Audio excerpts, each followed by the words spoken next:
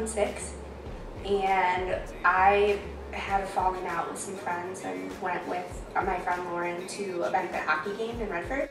And I had invited our friend Lauren, and she brought Jenna along, so I had never met Jenna before. It's like, just come with me and we'll just go and hang out and have a good time. You can like not think about anything. And I wasn't gonna go, and then I was like, fine. I don't remember like much happening at the game itself.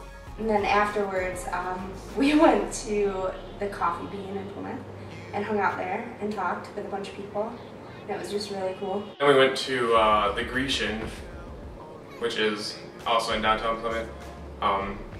And for some reason I didn't want food from the Grecian. Like, I don't know exactly why. It's pretty gross, so that's why. So then I was like, well, I want to go to Taco Bell and get something, but it's just a drive-thru that's open, and you can't walk through the drive-thru because I've tried before and they don't give you food. So Jenna was like, and I didn't have my car because I had driven with our friends. So Jenna was like, well, just take my mom's car. And I'm like, I just met you like a few hours ago and you're already letting me drive your mom's car. I'm sure that she'd be really happy about that. I'm not sure if she even knows that happened. So I drove her mom's car through the drive-thru at Taco Bell. And after that, we hung out like every day.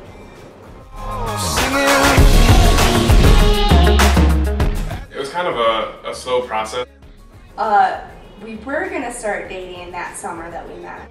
Everybody like expected us to be dating, but I was just, and I know that Jenna wanted to date, and I was just in a place that I was like, I'm not really ready. And I wanted to date him so bad, and I just didn't know how he felt about me, and like, people would tell me that he liked me, but I didn't want to believe it.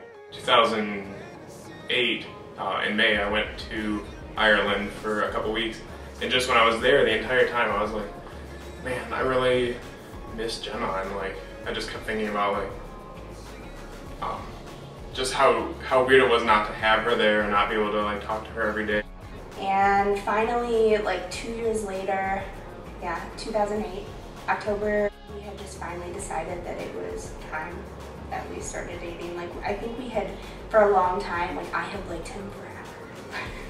And I never thought it was gonna happen.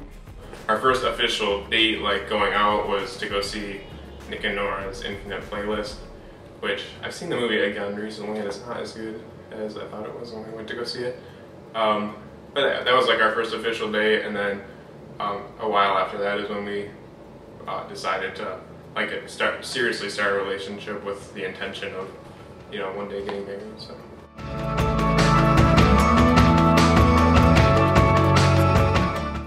I knew in 2006 when we were friends, and I told people, like creepily, I guess, that sounds really creepy, but I knew in my heart that I was gonna marry him, but at the same time I was like how am I gonna marry this guy if he doesn't even want to date me? It was like December of 2007. So it was before Jenna and I started dating, but we were still really good friends. And I was having a conversation with one of our friends, and he was like, so why aren't you and Jenna dating?